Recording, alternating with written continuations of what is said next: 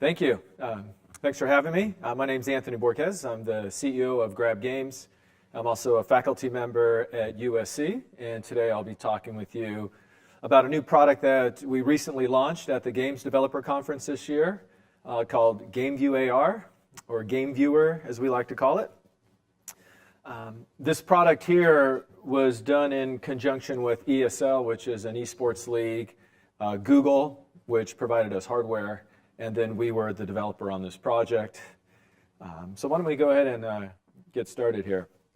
You know, as AR and eSports starts to rise, we wanted to look at a product that was a little bit different from traditional AR products that were entering the marketplace. Pokemon Go, games like that were starting to proliferate through the market, through the different app stores. We wanted to look at something that was a little bit different, something that could focus on retention, something that was available from a mobile device. And so what I have today is this Google Pixel phone, the Pixel 2. It runs the latest version of AR Core, and this is the device that we had used to launch this product. Timing was of the essence for this opportunity because the ESL company, they were sponsoring a league in Katowice for Counter-Strike Go. So they have these live events that were happening around the same time we were launching. So we felt the best way to showcase this new technology was to bring in a hardware partner like Google, to bring in an esports league like ESL, then of course our platform which did all the development. So those were the three different groups that were involved, and this was the big launch event that we had focused on at GDC. It was actually on March 19th, 2018, and again, just a highlight of some of the different partners that were involved here. Let me quickly show this video. This is something that we have pulled from Twitch. And essentially, many of us know that this is an incredibly big business right now. Consumers are flocking to YouTube, they're going to Twitch, they're watching content, they're watching people play games. But as you'll see here in a second from this video, this is a professional player and his perspective and his game stream of playing Counter-Strike. So right now, this is what most consumers get. They get this 2D screen, they get this stream, they get some commentary, there's some tools, it may be a highlight, it may be a live stream, but essentially they're watching their favorite players play their favorite games. So right now we have a look at this player. We can kind of see exactly what he's doing in the game. We're looking at I think this is the Mirage map in Counter-Strike. But as you see, the system itself, Twitch, and the broadcast is really showing us what we're seeing right now. So our thought was, what if we took this concept, watching people play a game, but allow you to do it from a tabletop perspective, where essentially now you control the camera. So that was like our big vision of what we wanted to accomplish here. So let's kind of continue on in the deck, and I'll show you what we ended up coming up with. So a little bit about the platform. In order to make a live tabletop experience work, there's a couple things that you need. Obviously, you need a phone here. This is one of our employees, Scott, who is kind of demonstrating exactly the user experience. You're going to launch an application on your device, and then you're going to use the AR technology to find a surface and place a map. But again, we haven't seen this before. Normally, we see that 2D screen of what's being presented to us through broadcast, and now, essentially, Scott is the person that is able to create his own new camera. He gets to control the viewing experience. What do you need to do this? So there's a bunch of different things here. 3D models of an experience. So if you wanted to capture content, you need to, if you're not using 360 cameras or live video feeds like that, you need to figure out how do you get objects. You need in this case, we took an entire level of the Counter-Strike game, the maps, the textures, and we rebuilt it. Now the live partner, in this case, ESL, or think of it as like a sports network, they give you a live feed of a broadcast, and that feed has all the data points of statistics and information that's happening in real time. Once you get that data feed, you have to parse it and be able to make sense of the data and be able to convert it so it runs in your application. You need the app itself, which is an iOS or an Android application. You could use whatever engine you like as well. You have to be able to have input controls. There's also a way to incorporate multiple people to view it at the same time, so that was multiplayer. And if you want to monetize this, one of the avenues was advertising and sponsorships. And then lastly, analytics, how to know what's going on in the experience, how to improve it. So these were all the different things that we had to build out in order to make this product work. And now let me kind of show you a few things. A couple more links I'll share with you.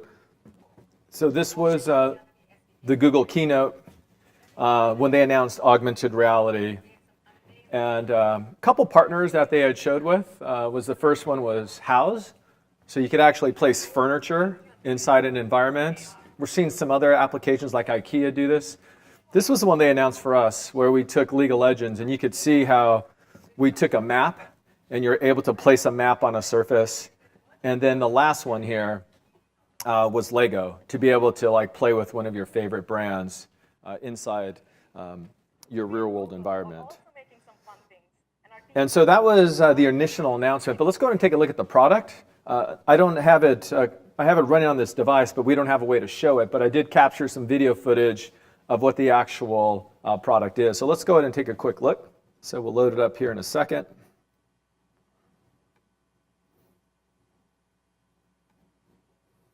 And as you can see, so this would be what I would see from my phone.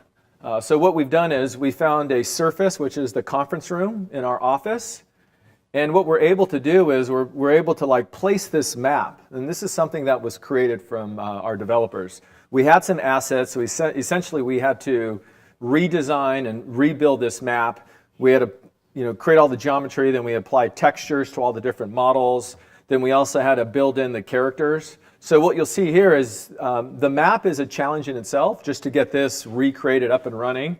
And then we had to take in a live feed of data from ESL, who was doing the broadcast, and we had to map the movement of all these players in real time, what was happening to that feed, and then we actually had a scoreboard on here as well.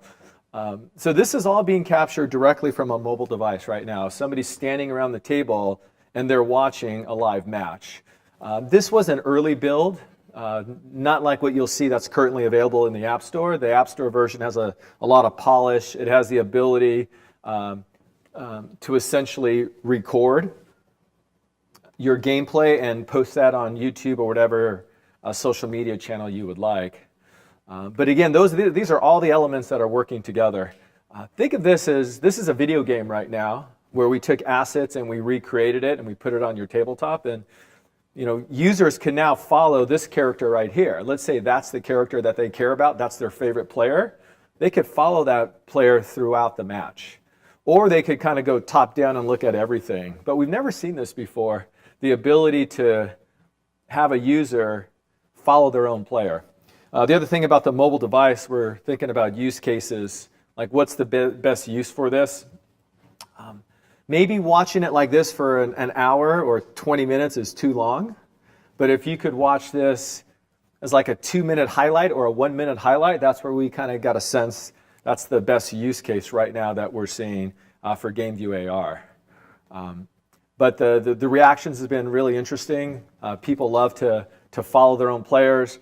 There's a big need that we heard from people to be able to record that view themselves and create their own content that they could post somewhere else. And I'll just kind of run it one more time. But again, take a look around at the environment. You'll kind of see that this is, again, this is our office. And you'll see how the model and how the map kind of anchors to it. And you could take a look at the frame rate. The frame rate that we're hitting here is 60 frames a second. There's a blue team, there's a yellow team, and then if you look closely, you'll see things like smoke grenades. So those were live events that we're also getting. You saw something get shot there, so that was maybe a bullet being fired or some kind of projectile being fired. There's other points and there's names of characters. You could actually touch on each player on the map and it'll bring up stats. So it's interactive. We also were working on multiplayer. But think of this as like a basketball game. You could recreate an NBA court and you could have all 5 players rotating around. It could be a football stadium right on your desktop. where now you could have animated characters moving around. It could be a soccer match. It could be almost anything you think. Our vision, again, was let's build a live platform where we'll build these assets and then stream in the data. So that's essentially the build that we have. We also have it here available on the mobile device, so if somebody wanted to kind of see what it looks like and hold and touch it, we have a version of it that you could check out here today as well. The other thing is when we're building these products, right now the version that you just saw is compatible on AR Kit for the Apple products and AR Core. So it's a pretty big audience. We have 400 million, maybe 500 million devices now that could run this product. And in the future, we also are focused on these other platforms as well, the headsets. The thing about the headset platform is imagine not having to hold a device, but suddenly you're able to have free use of your hands and you're able to have a headset on, and now you could watch an entire match. You could watch an hour, 2 hours, you could watch an entire football game, and then inside your perspective, you're able to have data, contextual data surrounding the video that immerses you even more. So we're really excited about the future of where AR is going. We have versions of that currently running in headsets.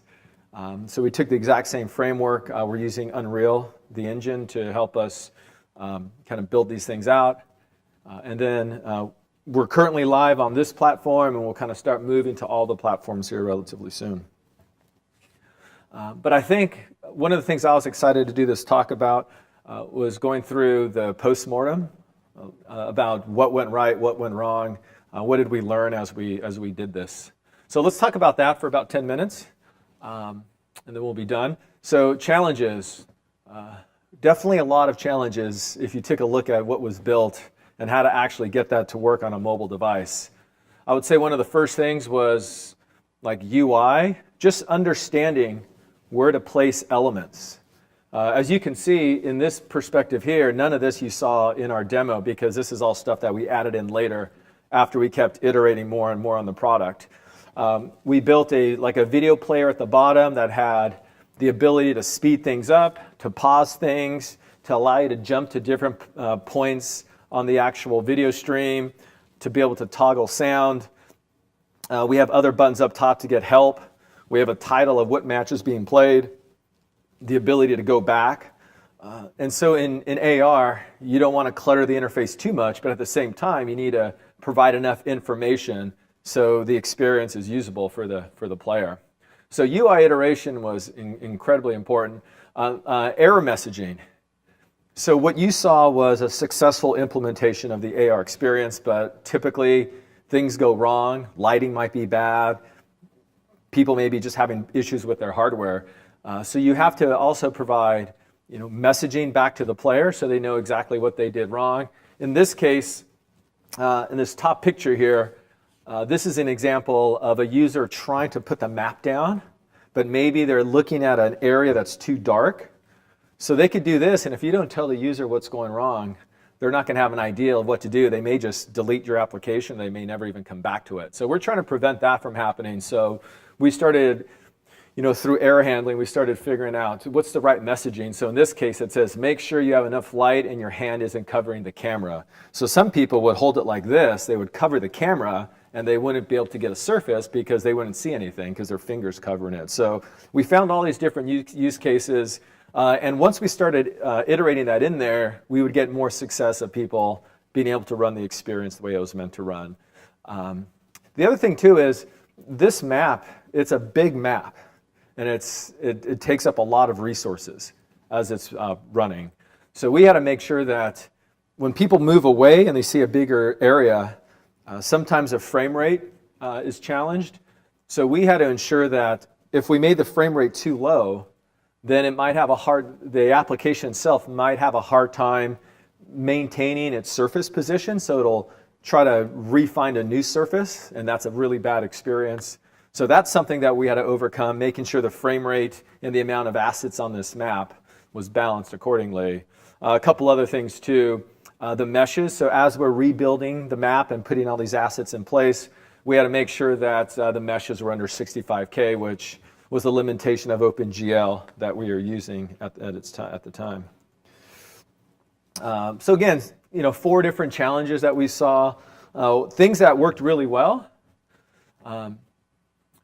We were able to get the replay data from ESL, so the actual person running the event. So that's important, making sure that whatever data your provider gives you, you're able to interpret what it is. So remember, when you're looking at our application, people are running all over the place. There's grenades being launched. People are firing projectiles at others. That's all driven from that replay file. So essentially, it's automated. We can take as many replay files as we get, and it'll keep simulating that live environment. So that's incredibly important, and we were excited that we were able to kind of convert that.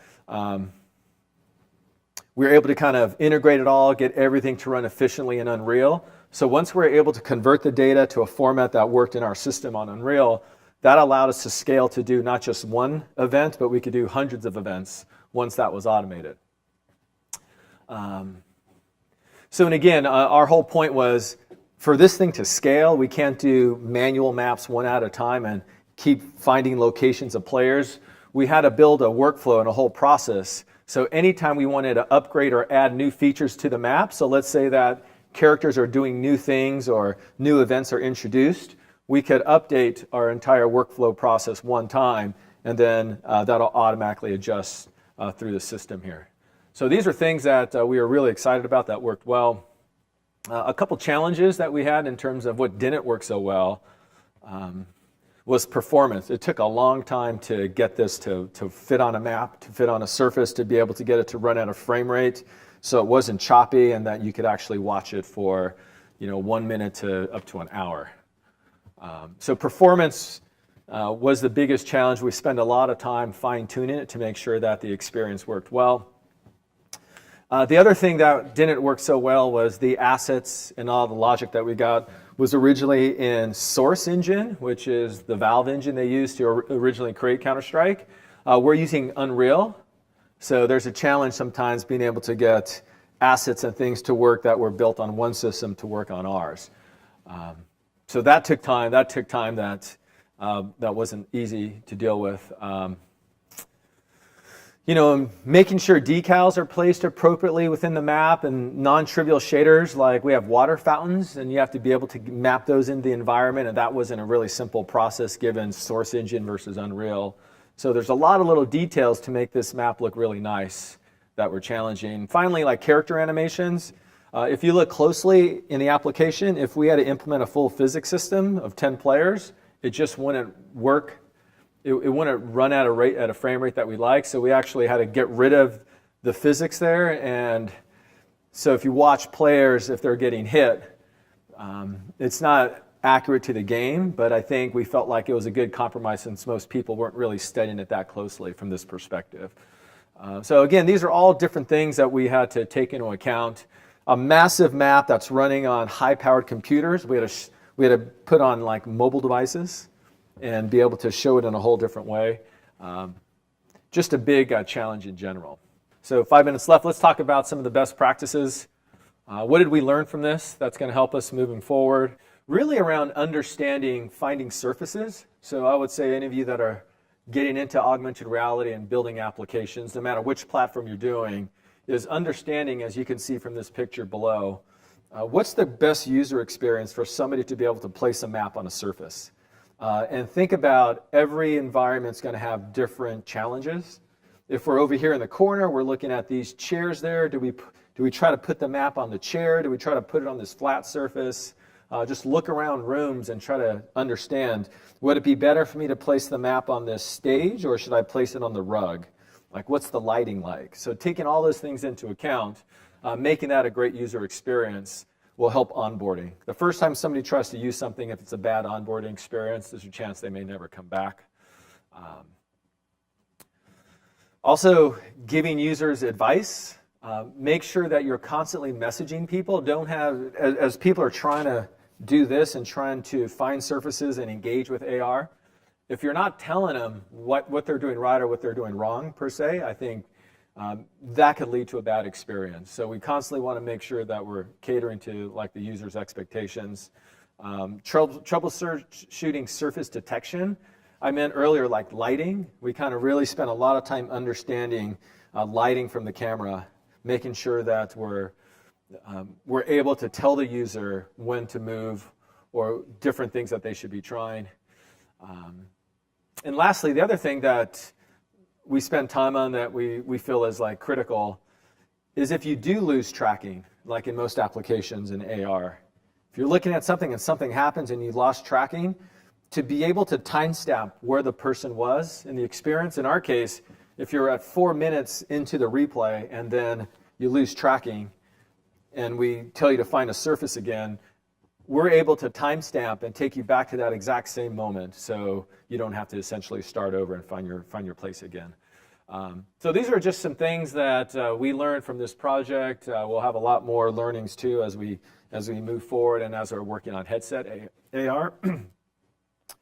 One other thing I wanted to share real quick, since we have 2 minutes, is this was an experiment that was done taking this concept of like a live system and putting it into AR. There's a game we have called Knockout League. It's a VR game, runs in headset, only in VR. We wanted to try this system out and see if we could put a VR experience and use it in an AR setting. So as you see here, I'm going to go ahead and launch this. This is going to show you an experiment that we did where we're able to take what the user is doing inside of VR and place it on your surface in front of you that you could view from a mobile device. So we have an application called the Knockout League Viewer, and when you run it, same kind of thing. We're going to try to find a surface, and in a second we're going to essentially look at the table. You find a surface, you place it.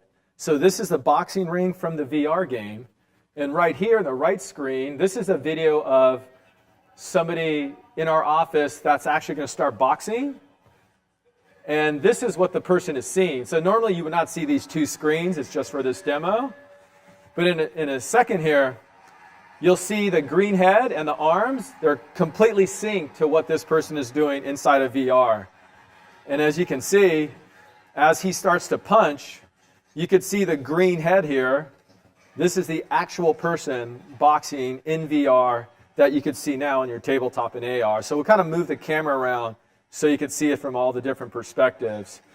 But we're taking the live game, putting it on a tabletop, and now for the first time, you're able to watch somebody perform actions in VR in the real world. Whereas typically, most of the time when you look at VR demos, there's a screen that's being output. But in this case, we thought leveraging AR in the tabletop platform could be a real unique experience. So. I'm going to go ahead and pause it now and take you to the last kind of like concluding slide. A lot of other projects that we've been working on. But if you have any questions, I have my contact up here about how it works. And if you want to see the demos after, I'll be here. So thank you.